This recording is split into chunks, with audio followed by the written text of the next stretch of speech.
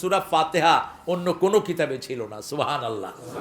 এই জন্য সূরা ফাতিহা যারা পড়বে তাদের সারা শরীরে আল্লাহ নূর পয়দা করে দিবে, কিন্তু এটা যেন এক নিঃশ্বাসে না হয়। আলহামদুলিল্লাহ রাব্বিল আলামিন আর রহমানির রহিম মালিকিল ইয়উমিদ্দিন আছে না এরকম?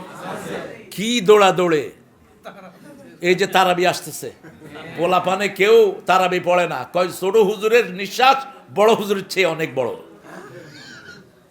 আমার ছেলে 9-10 বছর এখন, ও 6 পারা হাফজ করছে, 4 জনের 3 জন হাফেজ হয়েছে। দোয়া করেন আল্লাহ যেন ওদেরকে ভালো কোরআনের খাদেম বানায়।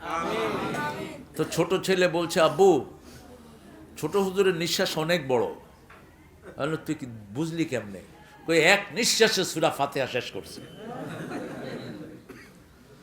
রাসূল সাল্লাল্লাহু আলাইহি ওয়াসাল্লাম জীবনে কখনো এক নিঃশ্বাসে সূরা ফাতিহা পড়েন নাই, আমরাও পড়ব না। রাজি আছি তো? কয় আয়াত সূরা ফাতিহা?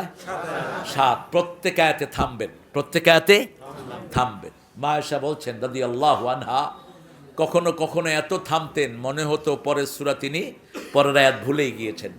আলহামদুলিল্লাহি রাব্বিল আলামিন আর রহমানির রহিম মালিকি ইয়াউমিদ্দিন। আরো লম্বা সময় থাকতেন, কারণ মধ্যখানে আল্লাহ কথা বলে। কথা বলে কে?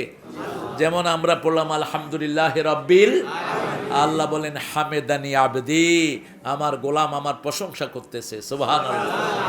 আমরা যখন বলি আর রহমানির রহিম, আল্লাহ বলেন মাজ্জাদানি আবদি, আমার গোলাম আমার বড়ত্ব বর্ণনা করছে।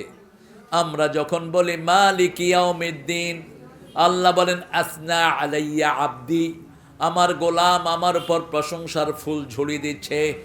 আমরা যখন বলি ইয়্যাকা না'বুদু ওয়া ইয়্যাকা নাস্তাঈন, আল্লাহ বলেন হাযা বাইনি ওয়া বাইনা আবদি ওয়া আবদি মা সাআল, এটা আমার মধ্যে গোলামের মধ্যে, গোলাম ইবাদত করবে, গোলামের সব প্রয়োজন আমি আল্লাহ পূরণ করে দেব। বাংলাদেশে সম্পদ বাড়ছে না কমছে? বাড়ছে। প্রত্যেকটা জেলা স্বাবলম্বী। দেখেন